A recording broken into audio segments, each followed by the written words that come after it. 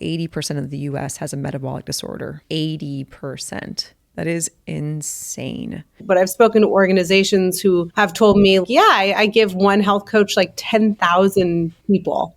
Yeah. And there's just no way that's going to work without feeling like they're drowning in like a sea of people who they can never help enough. And that's really the power that this AI can enhance and help provide. Hey guys, I'm Aubrey. On this show, we explore the intersection of mysticism, technology, art, and transpersonal experience. I'm an entrepreneur, author, and cosmic advisor, covering human consciousness and the larger forces shaping our collective destiny. Welcome to The Infinite Drop.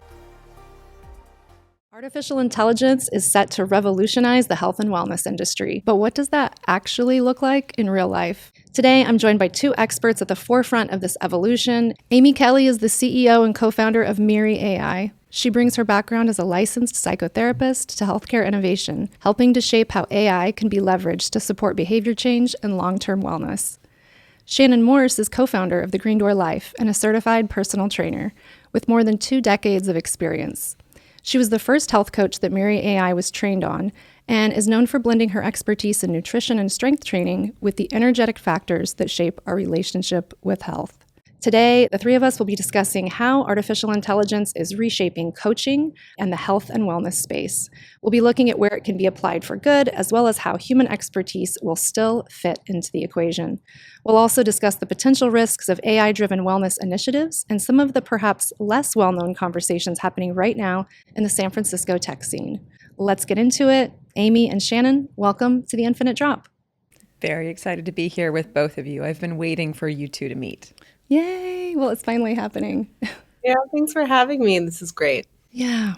So let's start off. I'd love for each of you to briefly share about your companies and what inspired you to start them. Amy, maybe you could kick it off here. Sure. So Amy Kelly, licensed psychotherapist. I started my career directly treating patients who needed to make changes in their lives and didn't really know how to do it. They were stuck and really needed support that was personalized and ongoing. I'm a serial entrepreneur.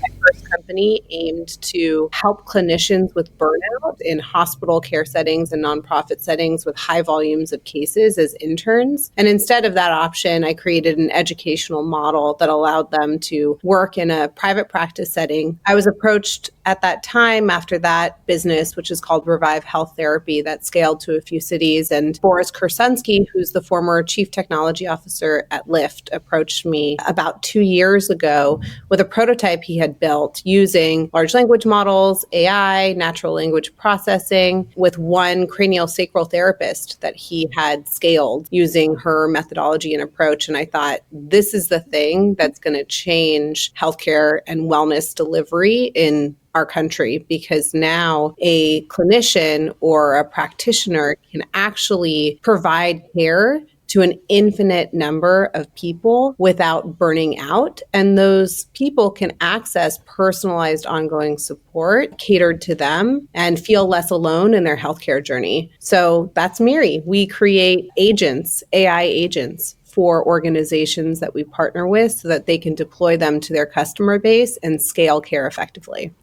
Very cool. Thank you for that background. And Shannon, do you want to share more about your company and what you're doing and the reason behind why you started the company? Sure. So the Green Door Life is started about 5 years ago. I had been in health and fitness for 20 years.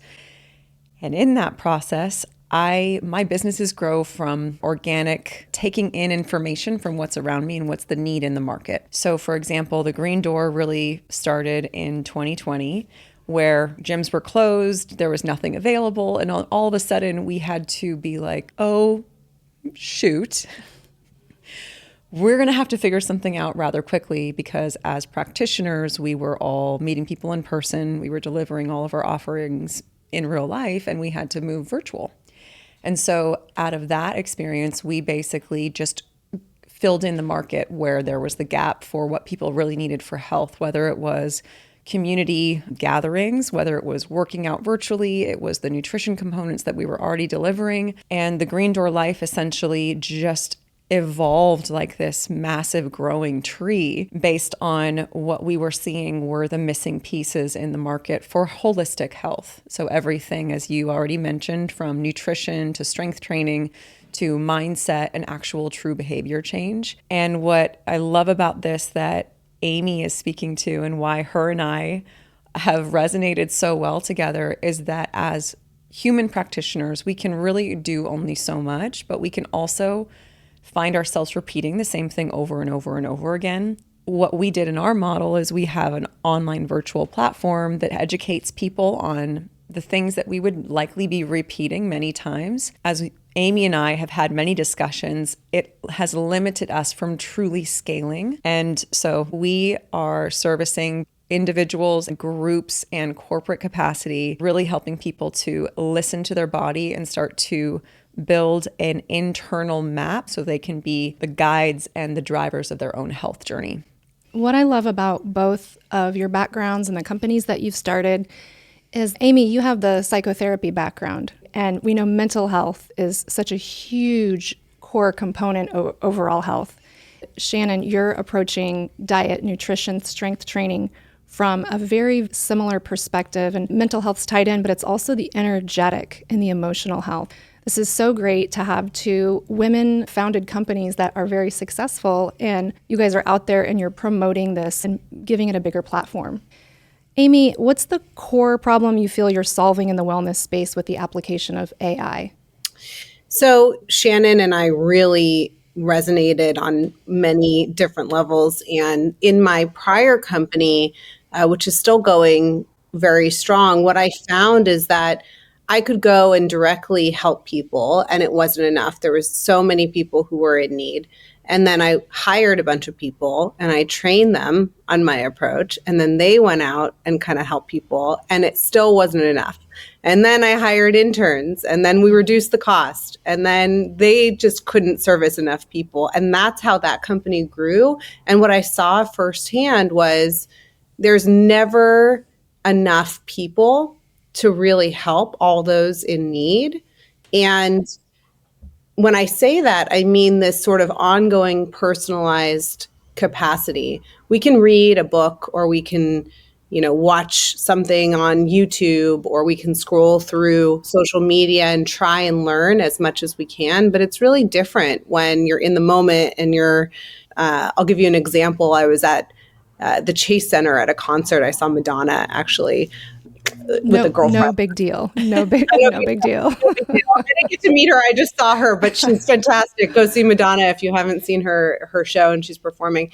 But I went to her show, and standing there's a menu up, and I'm thinking nachos at 10 p.m. was the way to go. It's like hot dogs and burgers and all this other stuff. But I took a picture of the menu and asked my AI coach at Miri what to do, and it told me to order the popcorn. It was like, you need a salty snack, you're out dancing, that's totally reasonable. And I didn't even see popcorn on the menu before this Miri coach told me what to do. So I didn't feel like, okay, I've been dancing, like I can have a salty snack, I'm hungry for it, let me tune into my body, but also education around not ordering the nachos. And I needed something in that moment to tell me what to do and figure it out together, where I felt less alone. And that's what's really novel about AI. In this future we're creating, everybody has a chance to have a companion to ask questions and to get results and answers that makes them feel less alone on their health journey. It's the augmentation. And I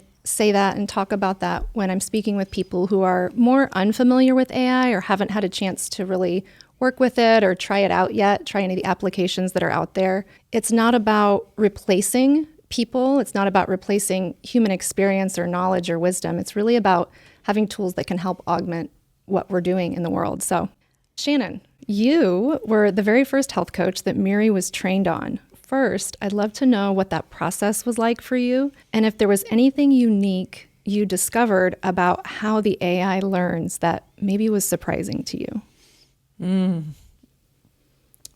Great question.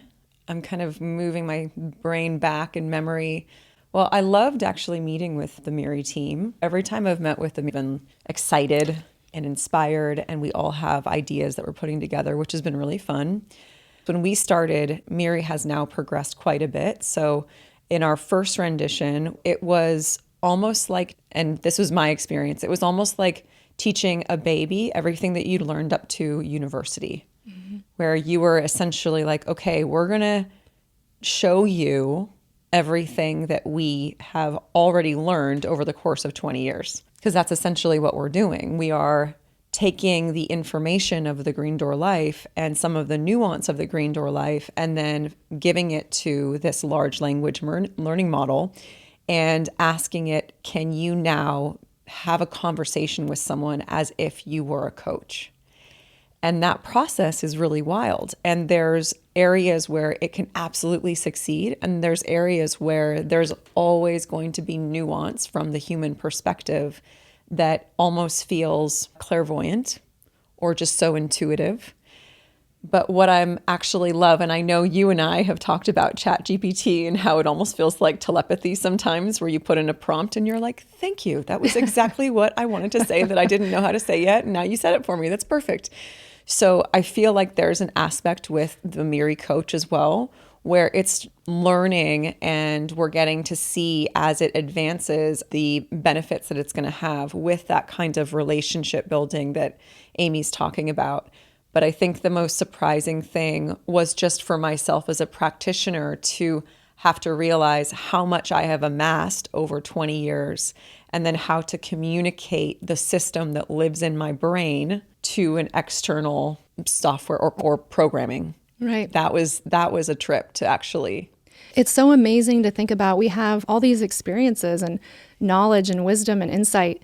And it's so great to think that we're now at a time when you can sort of catalog all that, archive it, give it to a technology that's able to remember every little detail.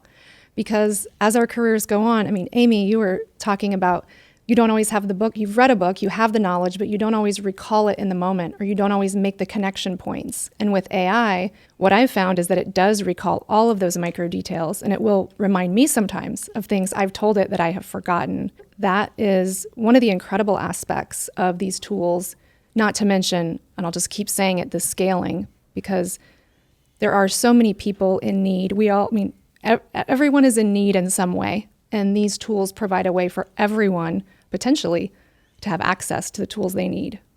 Amy, as a licensed marriage and family therapist, you understand patterns in motivation, accountability, and behavior change. With what we know about why people struggle to stay on track with their health, is there any research you've found to back up the idea that AI-powered coaching could improve long-term adherence to health and wellness goals? Yeah, absolutely. I'm glad that you asked that. What you just said as well as made me think about this concept of the agentic workforce, which right now we're on the bleeding edge of this thing, right? So this is February of 2025. So we'll see how things kind of change even in like 2-3 months. But today, in this moment, where we're at is something called the agentic workforce. What that means is that every job that typically required a ton of diligence, research, and difficult labor can be completed by a customized agent. Let's take one outside of behavioral health and coaching and think about something like sales, where somebody would need to do diligence and research about who's finding your product, who's looking for your product, kind of dig into getting the email addresses and contact information, go out and do personalized emailing, calling, et cetera, et cetera. We are in an era right now where the agentic workforce is out already. It's in the market. There are sales teams that are agents that are customized for organizations, and that extends beyond just sales into organizational task management, into data collection and research, and et cetera, it goes on. With behavioral health, I'd say there's a similarity where to complete tasks, let's go back to the Madonna concert, Shannon can't be there with every single person who needs her to say, eat the popcorn. But I needed somebody in that moment to tell me that. So in the same way that a sales agent can do research, go out and personalize something in an everyday life to feel like there's a connection there and do sort of all of that work to an infinite amount of people. That's what a behavioral AI coach can do for any organization without burning Shannon herself out.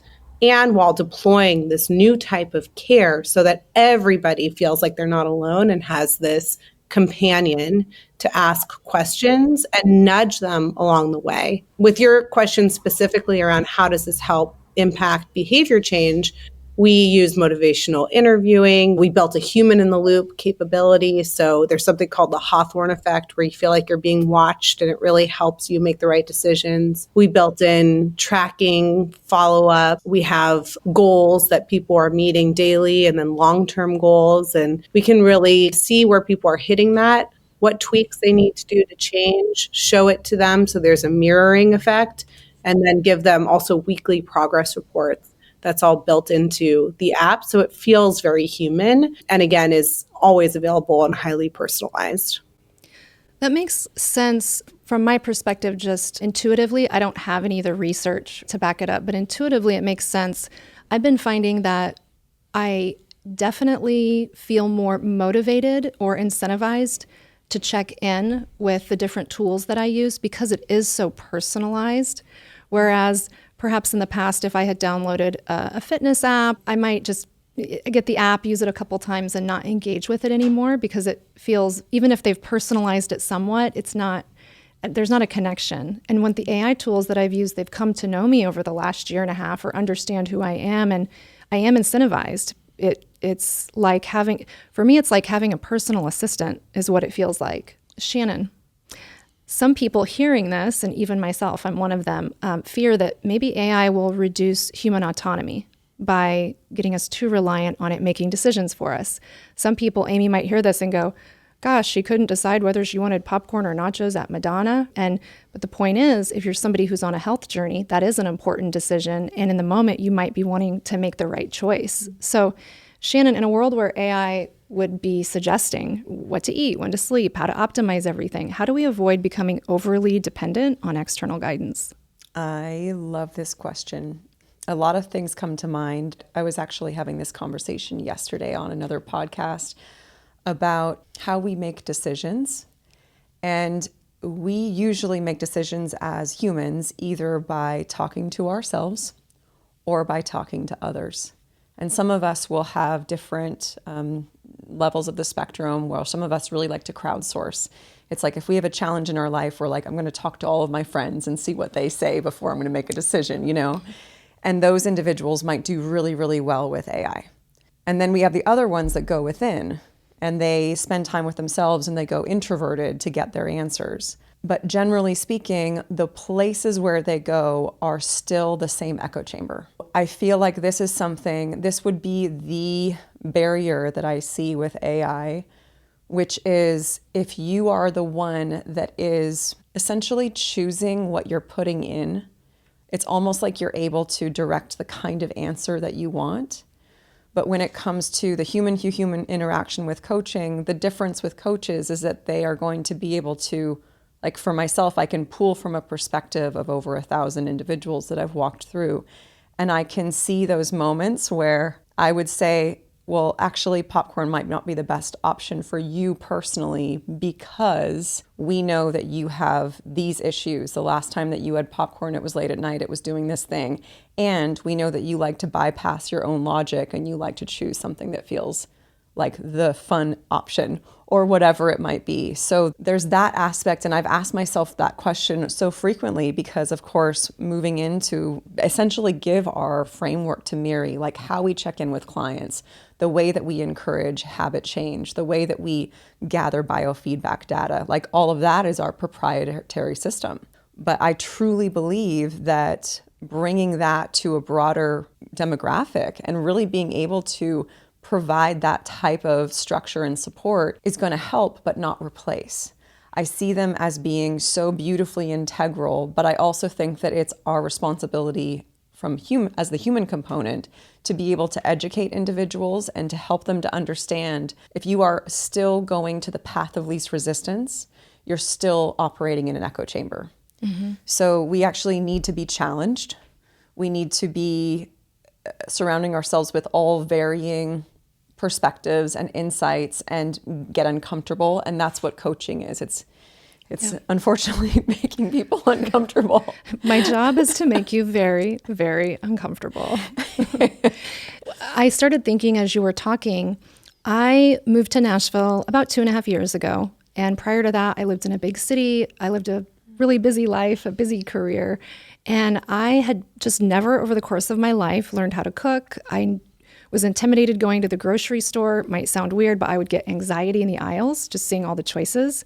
I get a little anxiety still, even saying it. I'm feeling it in my chest. And when I moved, gosh, I'm really there's a lot of anxiety there for me. And when I moved here to Nashville, my sister was so sweet, and she said, "Let me help you with this. This is a life skill. Let me help you with this." And she started ordering groceries and showing me kind of the grocery list she was ordering, showed me a few simple meals, and that sort of opened the door. It was like this human person saying, "Hey, you can do this."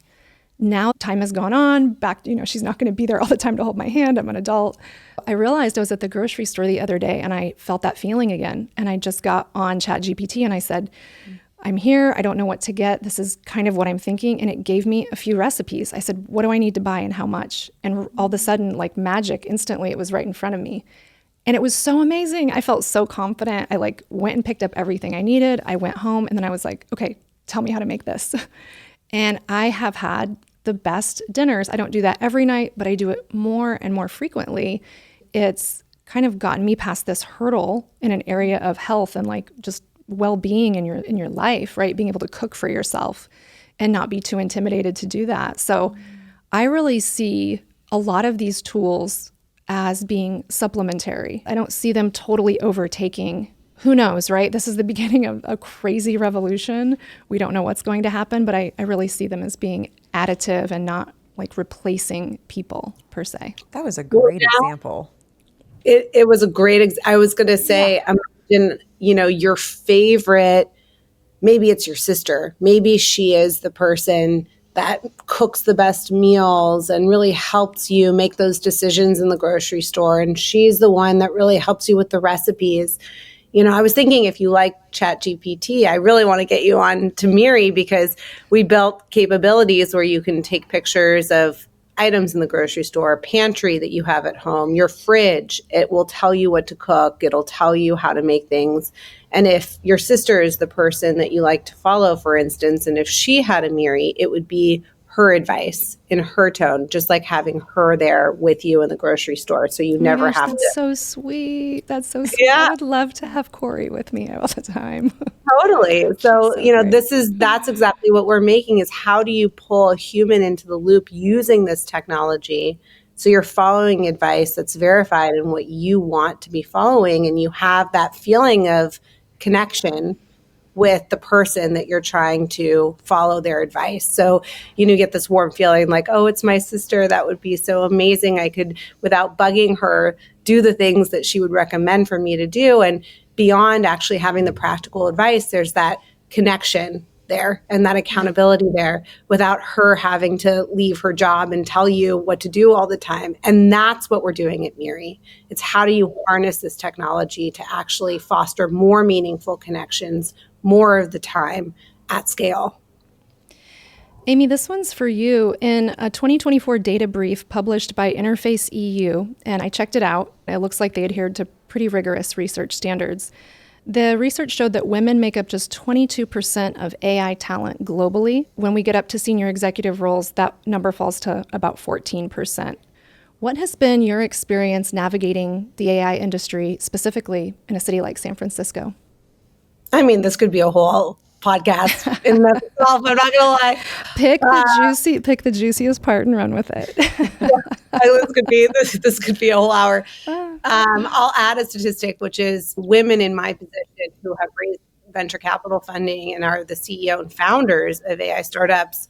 I think we're at 1.6%, which dropped from 2% in previous years. So it's really. So you're saying that in the AI industry right now, less than 2% of founders who are CEOs of tech companies and who have raised venture capital are women, correct? Wow.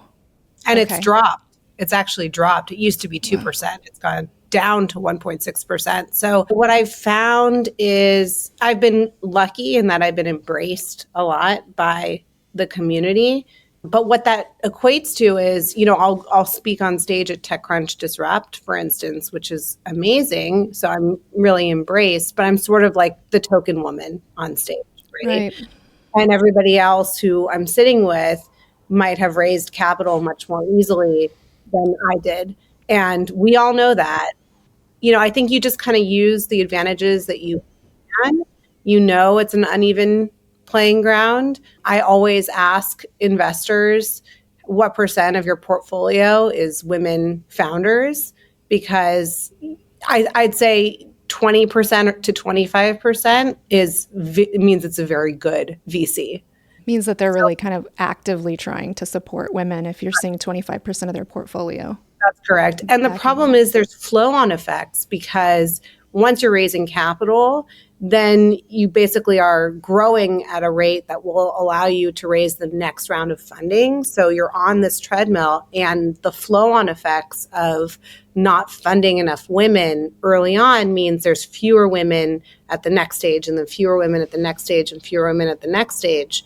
For people who aren't familiar with the tech world or the venture capital world or PE, private equity, what Amy is saying, we are at just a moment in time that cannot be overstated. This is bigger than anything that you could think about to try to qualify in human history. There is a technology that is literally being rolled out and built and developed right now that entire new industries and economies will be built on. And there's no way to overstate this. So what Amy is saying is, if right now we have less than 2% of venture capital or private equity funded companies run by women, that means that ground layer, that first seed layer, we do not have appropriate representation for the inherent qualities and experiences that women bring to the table. And so as that first layer is built, the second layer comes around, perhaps more women come into play or people invest in them. Perhaps those numbers go up, but at that point, a core part of the foundation has already been laid, and we can't go back and rebuild that without blowing up the system. This is just so critically important. How did you get into AI? Well, and I guess you said somebody reached out to you because you're a psychotherapist and you're running this company related to mental health for children. So how did you get into this, or how could you encourage people who are hearing this and say, I want to be part of this future, I want to be part of this new destiny we're all building together? Are there pathways that you know about in San Francisco that are great for women to get into? So I got into it because originally, way before GPT hit, I had sort of almost like a premonition dream. It's a little strange to talk about or to... It's not strange on this show. You're talking to an intuitive. So please tell your premonition stories. Okay. So this is back in August, 2.5 years ago, before GPT hit. And I had such a vivid dream about this new technology that was going to impact our ability to deliver care, that it woke me up. I'm a very sound sleeper, but it woke me up out of my dream, and I was like shook. And I, at that time, went on a website, got the website URL, incorporated like all of this in the middle of the night. I've never had anything like this happen to me. And then it was a few months later that Boris Kursunsky, who's the first CTO at Lyft, had been building in AI for a while. And at the time, our kids were in preschool together. So his wife had kind of heard that I was thinking about how to use some sort of emerging technology that I hadn't really fully conceptualized to deliver a new form of care. And she sent Boris over to my house, and he had this prototype that he had built and showed it to me in my living room, and I was blown away. And I thought, this is it. If he can do this with one provider, we can make a platform so that any organization can deploy and build their own health coaching agents. But it was a it's been trippy. It was really trippy. I have total chills hearing that story. I just recorded a solo cast that will come out right before this episode to sort of set the season up a little bit more. And I talk about Dr. Michio Kaku, and he's a theoretical physicist and one of the, if not the founder, one of the founders of string field theory. And he believes that the universes, with an S, the multiverse that we live in, is actually cosmic music. It's cosmic music playing. It's not playing in the third dimension. It's not playing in the fourth dimension. He believes it's playing in the 11th dimensional hyperspace. And he theorizes and goes on these philosophical journeys trying to figure out and trying to understand, are we playing, each of us playing notes and creating a symphony in real time, or is the symphony already playing in perfect order and all of the thoughts, everything that comes through us is actually a music? So you having that dream, were you asleep, you tune in to the 11th dimensional hyperspace, the notes flow through your mind, whoa, you capture it, you come down and like you begin playing those notes. Oh, full chills. Yeah. Full body chill. I love the second one. I love the second one too. I do too. The second one feels resonant. Shannon has experiences like this all the time. Shannon, you're so tuned in, and it's really beautiful. There's so many different ways to consider what's going on in the episode 20 of this season. I sort of went down a darker Matrix style rabbit hole of like, are we the AI that's waking up to the fact that we are AI? And then I hear Dr. Michio Kaku and I'm like, oh gosh, he sounds like such a lighthearted, fun guy, like saying what I said, but in such a beautiful way. So, well, I'm really glad you had that trippy premonition style mystical dream, because I feel as well, there are a lot of people out there who are going to say, you're replacing health coaches and this isn't great and people are going to lose their jobs. And the point you're making, Amy, is so clear. I feel, to anyone who has eyes to see, there are so many people who need help. I think it's like, I don't have the exact statistic, but I think somewhere near 70% of people in the United States are obese or near obese. It's a very, very high number. We need this everywhere. And there are not enough health coaches to help. Grabbing people's nuanced knowledge and individual wisdom and really being able to capture it and archive it. Because when someone passes away, for instance, think of all the knowledge that each of us has. And when you pass away, if it's not preserved in some way, all of it just floats off back into the ether. Just the repercussions of what's happening. There are so many lanes to go down and think about. But if anyone's listening and concerned about it, of course, there are things that we need to be concerned about and think through. But there are so many incredible opportunities at hand that I think it's something everyone should be getting really curious about. Because who knows, maybe your note in the symphony is coming up and you'll be asked to play. So I think the one thing I love that about the symphony and the note, my guess is we're all hearing those notes more often than we think. And we have construction around us that tells us not to go forward or to be afraid.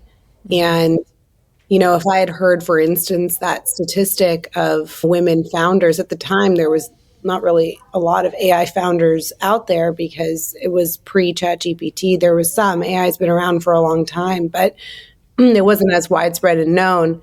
I think I might have been scared to try. And if that had happened, then, you know, I wouldn't be here today talking about AI at the forefront of this, helping people, helping organizations build these products, and pretty large organizations as well. And so I think you kind of have to, and this is back to your question, what would you recommend for women? Don't be afraid. You know, we're really conditioned around fear, around anxiety, around not trusting ourselves, not trusting in each other. Women need to be using this technology to fix our world. And so go for it. yeah, I love that. Can I share a little bit? Yeah, of course. Yeah, there's so many levels here. But what you said about the symphony, that let's just hypothesize and say that the symphony is playing all the time and we're just waiting for our note. So then let's say that that note dropped in and Amy trusts herself enough to recognize the note and to act on the note. And that to me is what true health autonomy is that when we are so tuned in to listen to what our body is telling us, our physical or mental, emotional body. We are receiving the notes and then playing the music. Right. And that, in what you're saying, Amy, is like our culture hasn't been taught to trust. And my thought about the fact that over 98% of that AI-based funding is going to males, but AI feels rather intuitive to me. So it feels really interesting that it would be very heavy in the masculine, and yet the nature of AI itself feels rather intuitive. It feels feminine. I love this. Wow. Thank you for putting that into words. There's something about the concept you said that I've been feeling into. I haven't been able to say it the way you did or express it or even think about it in that clear of terms. There is a deep intuition to it. The way I'm communicating and prompting and engaging with it feels way more natural in the way I'm used to communicating. And so there is something very interesting there, and that might be a topic for a whole nother episode with you, actually, because there's quite a few roads we could go down there. I want to go ahead and ask you, what excites you the most right now in terms of possibilities with AI-enabled tech? Are there any recent breakthroughs you're tracking, anything we should pay attention to? Do you have a moonshot idea, maybe outside of Miri or in conjunction with Miri? Have you had any visions towards that? Well, from the intuitive aspect, I've had a lot of visions just with Miri as it is. And that's one of the ways in which Amy and I really connected. The more that we would talk, the more it just felt like there was something that we were both listening to the same song playing on the radio, so to speak. And with that, the things that I can really see and why Miri is kind of one of the reasons why it's moving into the aspect that it is with helping practitioners broaden their reach is because that's first and foremost a need. Healthcare practitioners can only do so much with so many hours in the day, or that has been the prior model. So this really allows us to scale in a way that we haven't been able to scale before. So that's very exciting. And the more that it grows, the more capacity I feel that it will have to just create so many beautiful things. And I almost don't want to say what I see is the potential, because there's part of me that feels like I want it to be Miri's and I don't want it to be anyone else's. I love that. Sometimes keeping the magic kernel to yourself until it's fully gestated, I think is super smart. So because it's already being infused in Miri, and I think that there's a very special blend between the human and the AI that Miri is able to incorporate, and that's something that they're working on that I think will be the next hybrid. And I think that that's where the real power is. So it's not replacing, it is in the balance. It's in the masculine and feminine. Miri becomes the structure, the AI and the human becomes the flow inside of the structure. So I think that is one of the most exciting things. The other thing, this is a side topic that I've been waiting for and it's coming, is when we have full-on suits that are, I mean, they already have this in movies and they have it with LiDAR, with self-driving cars. But when they can have this with suits and you can basically go through your movement patterns and then you can get direct feedback from AI, regardless of where you are in the world, and you can move through any movement pattern, it can tell you where imbalances are. That is exciting for me. that reminds me of the Rolfing method. I did a Rolf. Have you heard of that? Rolf, yeah. ROLF. Yeah. It's painful. It's for me, it wasn't. Maybe they went easy on me. Yeah. I went to a woman in Portland, and basically in my experience, I was moving around into these different positions. I was on the floor, I was using devices, and this woman watched all of my movement patterns and did micro adjustments on me. And it really did change my posture and the way I was walking. So to think about being able to have a suit like that and have that available anytime you're feeling sort of out of alignment, gosh, wouldn't that be cool? Amy, I know you've led some new health initiatives in Northern California. Where do you think we're most likely to go wrong with AI-powered wellness? And if you can identify one of those areas right now, what steps would you recommend we be taking now proactively to avoid having to course correct later on? I can tell you what I'm the most concerned about just right now, although things are changing and evolving all the time. You know, I think that in healthcare, there's an art to diagnosis. And sometimes being with another human and saying, like, the way that your coloring is, or how you're holding your stomach in that area, or you're limping a tiny bit here, those are cues that are both verbal and nonverbal from practitioner to patient right now are really hard to completely turn over to AI. So there's also a lot of diagnostics for a lot of potential money because it's very well established, educated individuals who have a lot of education and are able to diagnose with that sort of human to human observational capacity. That's one area that I think about a little bit to be careful as we move forward, because it takes us away from ourselves and also this connection with each other. I think once a diagnosis is sort of there, whether it's obesity or elimination of certain foods that are required for certain body types, or even having loneliness, and that's kind of the biggest issue, there can be a lot of follow-up that feels really meaningful with AI and ongoing support. But the diagnosis itself for this stage, I think a lot about how important it is to have a human there. That just made me think about something. You guys probably think about this all the time, but it just hit me. When you're talking about scaling, Shannon, you spoke about having to repeat yourself frequently over and over because everyone needs the information. So there's that aspect, which is what AI can help scale. But I feel like it really will put people in a position to be able to do the parts of their job that they enjoy the most. Because what I just heard you say, Amy, is that let's say there's a dietitian, and if the AI tool is used and people are engaging with that tool to stay on track and to get the basic information, that practitioner, that clinician, that doctor, that coach, whoever they are, has the capacity then and checking in on the human side of things, checking the pallor of their skin, checking in on the emotional aspects of things, having the conversations that are more fun to have anyway, where you're like, hey, how are you doing? How do you feel? Like, those are the conversations, Amy, that you're talking about that can't be replaced. And it's so interesting. There's been situations where Shannon and I have been together in a group setting, and I'm able to feel certain things that she might be experiencing in her body, and she's able to do the same for me. I'm able to say, are you feeling okay? It feels like you're breathing kind of fast, or she'll reflect something to me as well. And AI wouldn't be able to detect that. It's an energetic, it's the frequency, it's the cosmic music. And she's able to feel, hey, that feels a little bit out of tune. Like, what's up? That's exactly right. Yeah, that's exactly right. Mm-hmm. I'll even just confirm what you're saying even more. So we have an education platform that runs in the background of all of our offerings, and it's a lot of education. Like, some people have said it's almost like a university level course on nutrition science, exercise science, all of that. So people can really get connected with the why.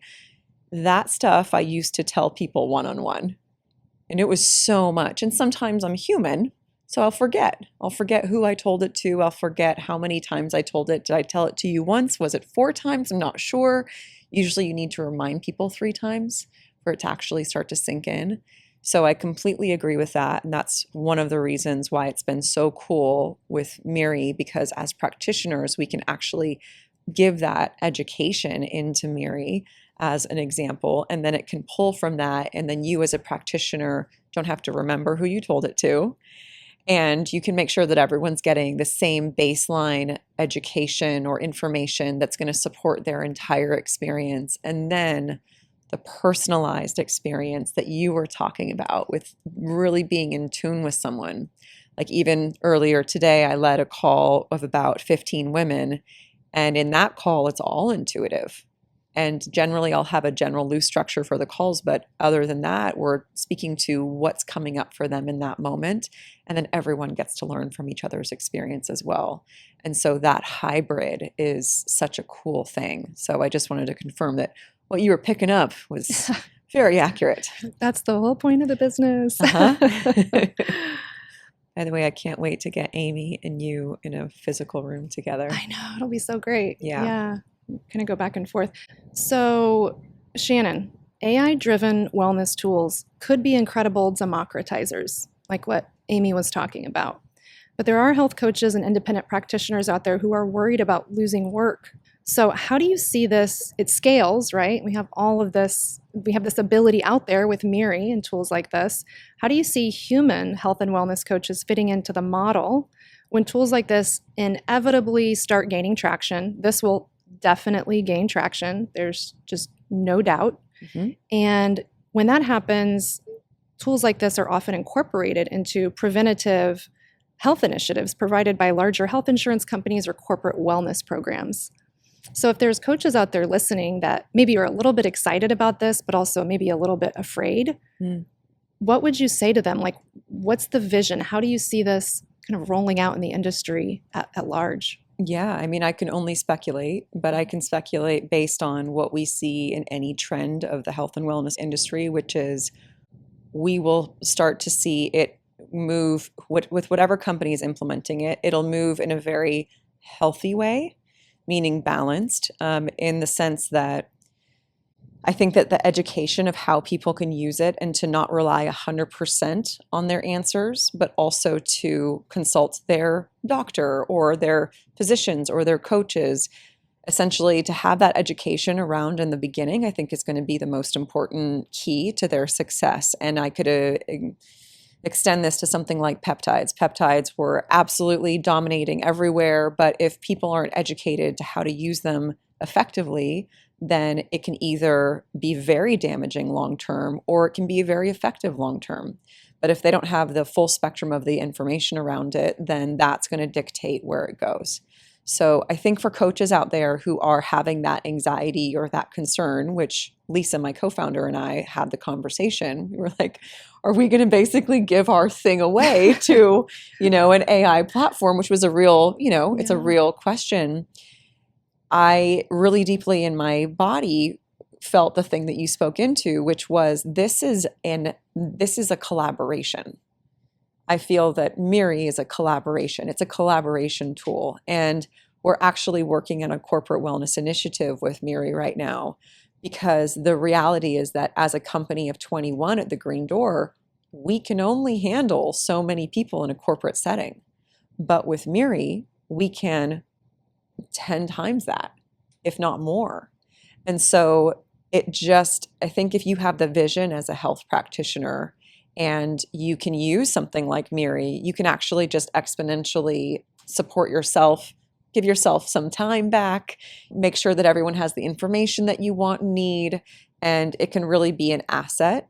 And so I think just kind of wrap it up in a bow, educating first on our population, on still having autonomy, still asking ourselves, making sure we're trusting ourselves, making sure people are educated that it's in combination with a practitioner. It's not to replace it completely. So you have your diagnostic tools that happen from a person until AI gets well enough until it can actually do that for us. But also to see it as an asset and as a collaborative tool, just like ChatGPT can be. It's not replacing you, but it is definitely collaborating with you. Absolutely. There's a conversation I've been, I think, having in my head. I've had it with closer personal friends as well, but it kind of, what you guys are saying and what I'm feeling with just how quickly things are rolling out. Amy, you've made the point a couple times. It's February, like third week, February 2025, because tomorrow we could literally wake up and there's a whole new model. If anyone's following this technology right now, it's abilities and updates just being rolled out every day. You just open X or you open the news and there's some incredible new application that's possible with these tools. So the rate of the advancement in this realm of technology can't be overstated. And what's happening, it sort of reminds me like we're in a tsunami of change in so many different layers on Earth right now. And we're past the point where anyone's going to go out on the street with a picket sign and like say, I don't like AI and like make it go away. And we're so past that point. And perhaps, and I won't say perhaps, all the safety guards that we need to be in place, they're not in place. And we know that, and we're just barging through the door. And when I say we, it's like a collective, like there's not one person doing this. It's not one tech founder doing this. It's just the way things are evolving. It's the way technology is evolving.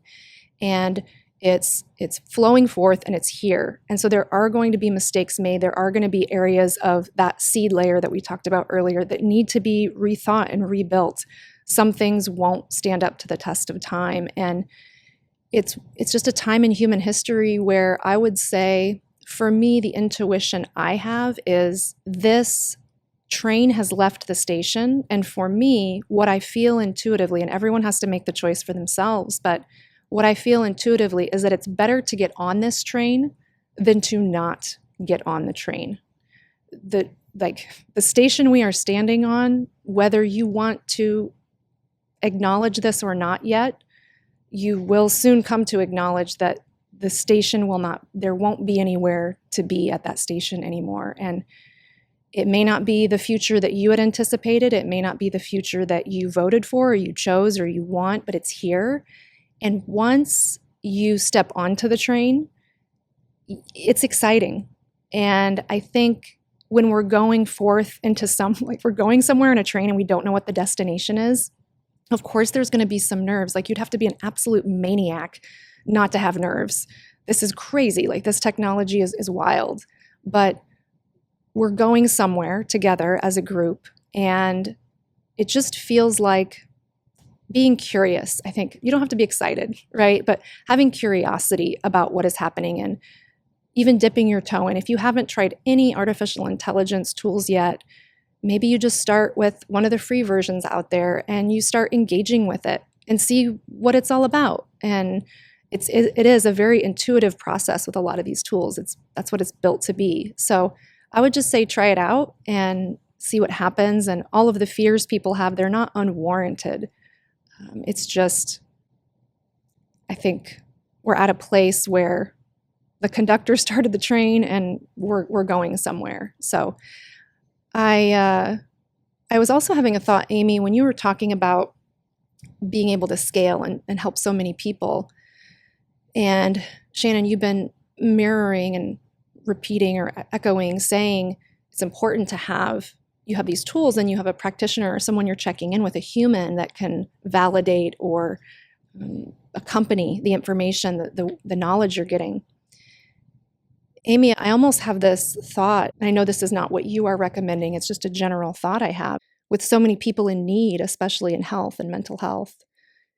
Even if let's say we give 10,000 diagnoses with an AI tool and maybe 10,000 diagnoses to a population who does not have access to a human. Let's say we go into an area or there's a group.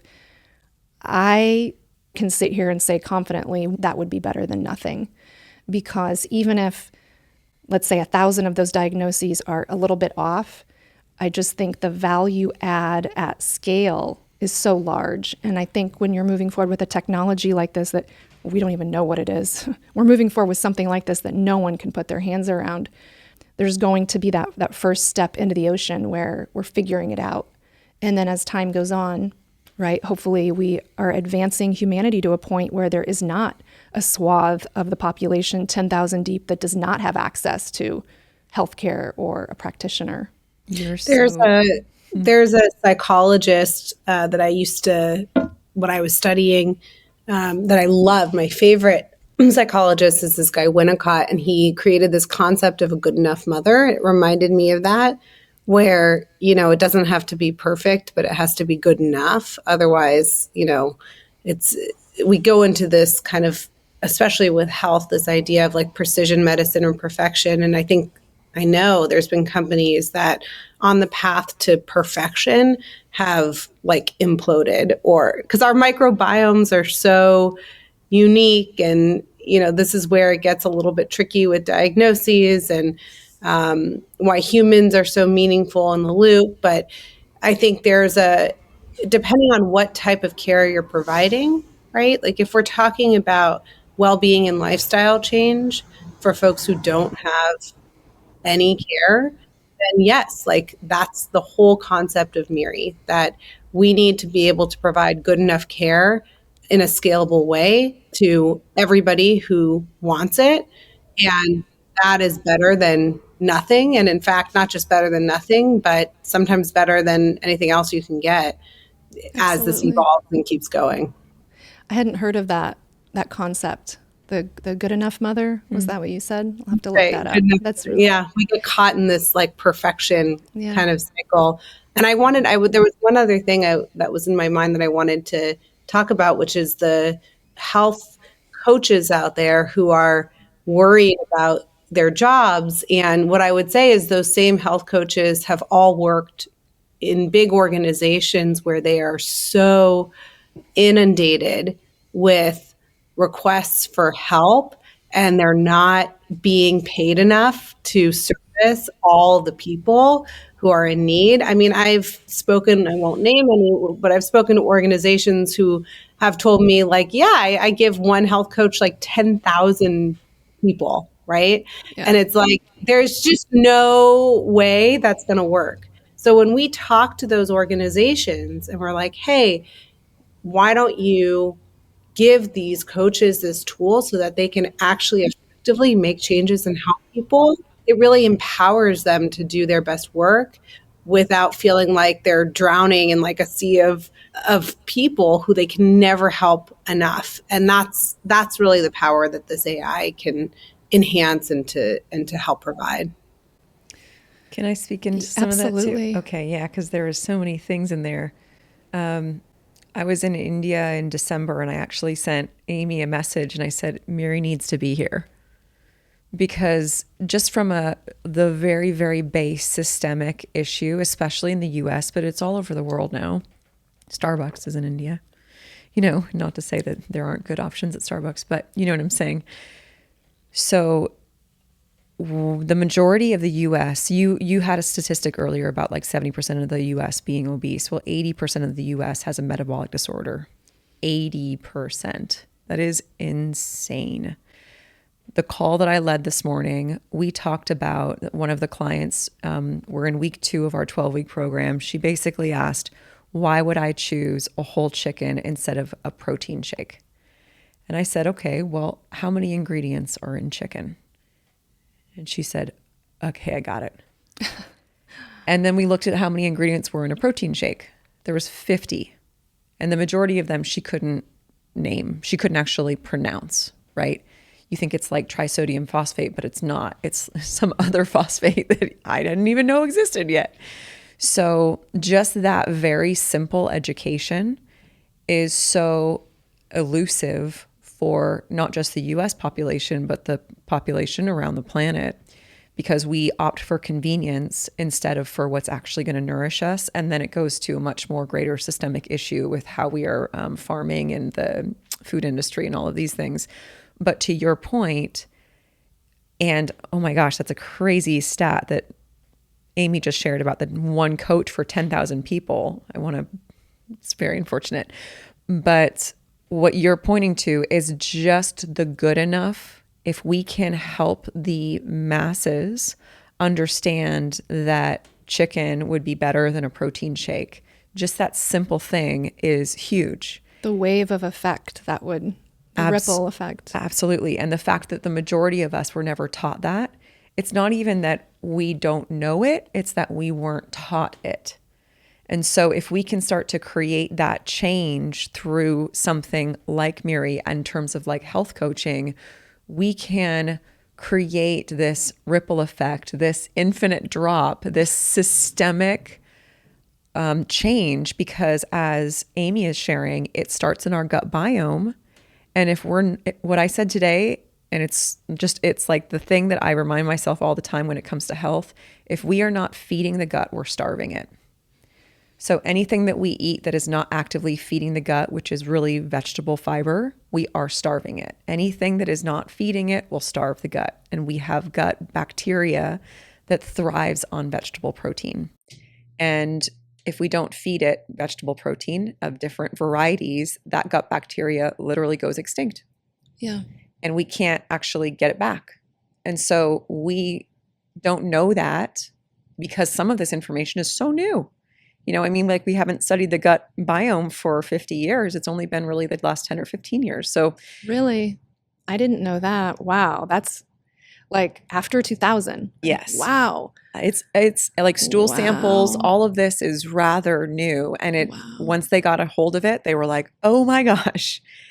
So anyways, to your point and to Amy's point, that just enough at the lower level for so many people can make such a massive difference. Yeah. And it's very exciting. It is. We're just at this time right now where it's definitely a global awakening is the way I would say it. It's like global disclosure of everything. That term is a bit politicized right now, but just disclosure of everything like this, the gut biome, disclosure about the way that we're operating in the universe like this. Dr. Michio Kaku, he's been talking about this forever, but ideas like this are coming to the forefront. If you just watched, I think it was, and don't quote me on this because time is so wild right now. It could have been 3 days ago. It could have been a week ago. But if you watch the first 45 seconds of Elon Musk came out with the Grok 3, Grok, G-R-O-K. If you're not familiar, Grok 3 is X's AI tool. It's like ChatGPT or Google Gemini if you use those tools. So Elon came out with 3 of his developers working on Grok 3, and they did their product announcement for the new capabilities. And the first 45 seconds of this video just blew my mind because we have the world's wealthiest man, the wealthiest person on planet Earth, who owns and directs and runs some of the more formative businesses on planet Earth right now. And he is talking about aliens, the origination of consciousness. I mean, I turned it on to watch about the updates. And then the first few seconds, my mouth was like, I was like, what? Like, what? What is going on that this is the first conversation from somebody that can sway global markets instantly and does? It's just such an incredible time to be alive. And we see this kind of uprooting. I gave the train analogy. We can also talk about an uprooting. And when we talk about the idea, the concept of done is better than perfect, right? In some instances, done is better than perfect. And this is just happening across every visible or, anything we can perceive right now is being uprooted and just being looked at and ripped apart and considered in a new way. It's happening. We're here in the United States. I know a lot of people listen from different countries around the world. The perspective I have and the women here, we're from the US, but our government right now, our political scene is in just like wild uprooting. And it's not a process that's always easy to be a part of. It feels chaotic. It feels scary. We don't know what's happening. But also, if we're able to zoom out, if we're able to back up and zoom out, we can see that this isn't being caused by one person or a face that you can put a name on, right? AI coming into the health and wellness space is not because of Amy and Shannon collaborating on this, right? The United States in a lot of turmoil right now in our capital and around the country, there's a lot of effects. It's not because of one or two people. It's a momentum whose time has come. And if we're able to zoom out, I think we can start to feel a little bit of the excitement. And even if, let's say the ship is going down, let's say this is end of days and the ship's going down, I'll tell you, I'm using these tools and they're kind of fun. You might as well have a little bit of fun as the ship's going down. Get excited, see what there is to explore, so to speak. Both of you, actually, Amy, you are part of the San Francisco tech ecosystem, which is really cool. It's kind of this glittery thing that a lot of people want to be a part of. And especially like we've talked about being a female founder, being a venture-backed female founder in the AI space, you are in a population of people that's very small. And so I'm wondering, what are the more unfiltered conversations happening in the AI space that really don't make it into mainstream narratives that maybe people haven't heard about? I think just being on the bleeding edge of it means that it's like whiplash all the time. Like that's probably what people don't know as much. I remember 6 months ago, it was like a bad company, like hygiene to be called something called a GPT wrapper, meaning that you're using this technology and have built something that is around GPT in like a application using that technology in this way. And at the time, it was much more trendy to build your own model and to, kind of see how that performs against these larger models like GPT and others.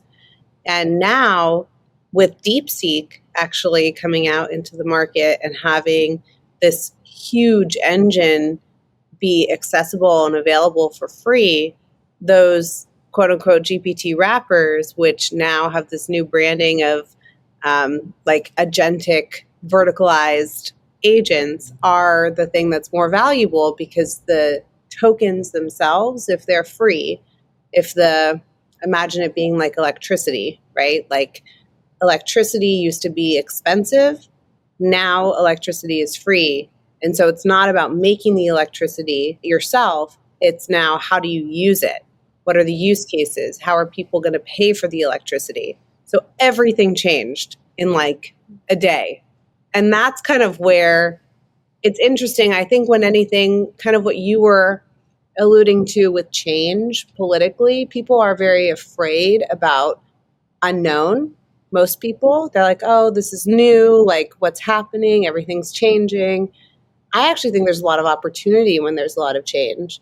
So when things change and things feel chaotic and like who knows what's going to happen, and on a dime something that's valuable drops and something that was, not determined to be valuable rises, all you have really is yourself and your intuition, really. And so you just kind of, I think that's probably the thing that people don't know as much about. There's a lot of chaos, high volume of change all the time. There's a lot of people who tell you that they know for sure how things are going to go. No one really knows what's going to happen. No one really knows. If you're listening to anyone that says, if Elon Musk even tells you what's happening, he does not know. No one knows. No one knows. This is a collective energy of change. And, there's a lot of folks who want to and veer towards appearing to be the most stable by having the highest amount of judgment of like what is and what isn't. And it just changes on a dime all the time. So there's like what we know today, and who knows what's going to happen in a few weeks. So, do good with this tech, like make something useful, make something valuable, make something impactful for a lot of folks, and keep taking one step at a time. I love that grounded advice. Wow, I didn't know you were going to take it there, and I really, really like that. Do good and just take one step at a time. Shannon, do you have anything to add to that when I asked that question, or does that feel pretty complete right there? No, I loved that last one. Do good with this tech. That should be the t-shirt. Yeah. Do good with this tech. Yeah, I like that. Well, you guys, that's really what I have for today. I do want to add, there is one more question I want to ask. And if there's nothing to it, we'll cut this part out. But is there a question that you really wanted me to ask that I didn't ask, or something that you just wanted to share that maybe came up that you felt like it wasn't the right time to share as we were chatting? Actually, there was something that was coming up after what Amy shared, and I just want to wrap it because it was so good. So I agree with what you're saying, Amy. Amy was just talking about the change that's happening in our government, in our culture, in our world, in our tech industry, and that some people will be met with a lot of fear. And you spoke to it earlier as well, saying that fear is like a valid response. There's change, there's unknown. And I think that once we've experienced fear, we can then go into the next step, which is understanding and learning a new way of interacting with our environment, which requires us to be something new. So as this new tech is coming out, as these new things are happening in our government and in our world, that we actually get to realize a new version of ourselves because now our environment is shifting. And I think this speaks to what you were sharing, Amy, about getting excited about change, because I also get really excited about change. I was born on the 13th. I was like, change and regeneration, baby, let's do this. Are you born on the 13th too? Yes. Oh, yeah. Wait, 2 13s. Okay. Wait, are you an Aquarius too, Amy? Gemini. Ooh, look at that mind on fire. So smart. So much air in the room. So much air. I just so much realized. Air. Yep. So much air in the room. But so I did kind of feel like I wanted to talk about that and like circle that in, because I really resonate with that. And I think that that's something with AI, with like this change in technology, we have a new environment that we're working with, and therefore we get to experience ourselves as something new because we're adapting. Yeah. So we're changing with the experience itself. And I think a lot of people get lost. That's not even a concept to them. So zoomed in on hyper details. I see a lot of people really zoomed in. It's easy to do, right? Sometimes I get zoomed in on hyper details. But just if this is the thing you're hearing in this moment in time, no matter where you are in the world, you can be in the US or anywhere else, it doesn't matter.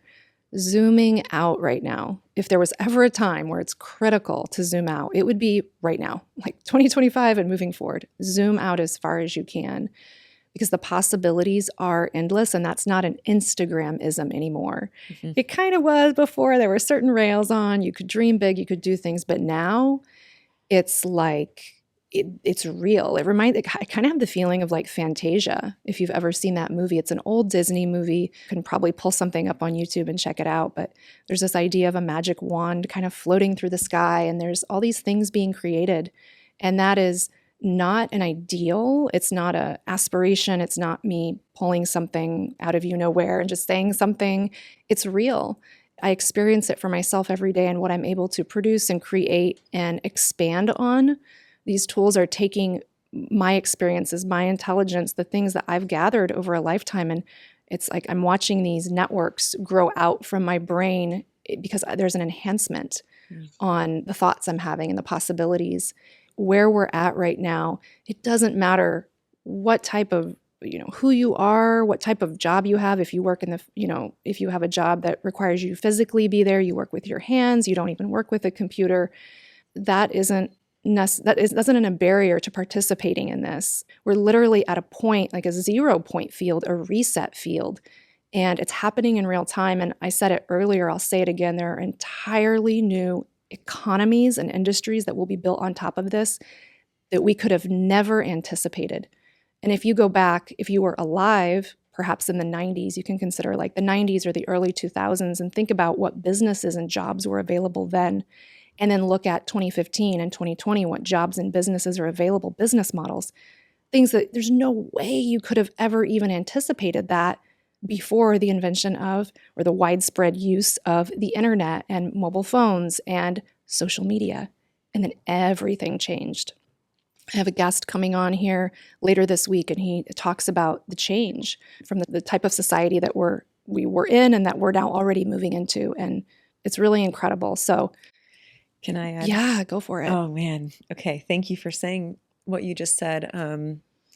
I think the thing that I am becoming more and more clear on, and this is what you were just pointing to, is that what's happening is that the lid is blown off and now everything is possible. And as we're integrating with AI as humans, we're starting to experience ourself multiplied. And what's curious about that is that whatever your self is, you're going to see the multiplication of that almost like with whatever you end up creating. So for me, that begs the importance of how important it is to make sure that your self is so grounded, rooted, and centered so that whatever is extending out from you is actually conscious and not unconscious, which is some of the work that you and I get to do in our friendship, is making the unconscious conscious. And this is one of the reasons, I'm going to circle it back to Amy, one of the reasons why I felt so called and magnetized to work with Amy and Miri, because I can sense that she is grounded, rooted, and centered in her being. And therefore, the company that she creates is also going to be grounded, rooted, and centered. And that to me is just a further responsibility that we have. Not all people are going to take that responsibility, but we are going to have this opportunity to see what different brains create.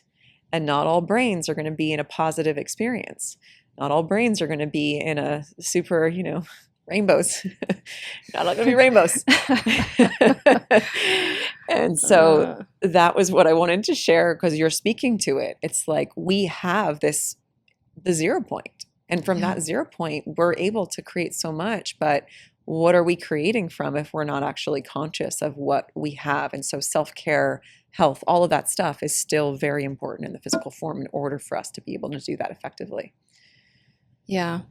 I have a solo cast that's coming out here in a moment. In one of the sections, I talk about our humanity and how critical it is to be super clear on who you are as a person, your being state. With AI, there's a lot of talk about what you do. Your job. Is your job going to be replaced? Is the skills you have, are those being stripped away? The knowledge. I'm a health coach. Is all the knowledge I've earned, it's being taken away. That, zoom out. I just urge you to zoom out, because what's happening is that we have a chance to embody more of who we are as a being, that nuance. We've been talking about it the whole conversation, the intuition, the nuance of who you are, the nuance of what humans bring that these tools can't capture. That is what is important. And the more that you can start to pay attention to that, notice that, perhaps engage in all of the free resources that are out there right now, helping make it easier for you to look into some of the subconscious patternings or your grounding, your rootedness.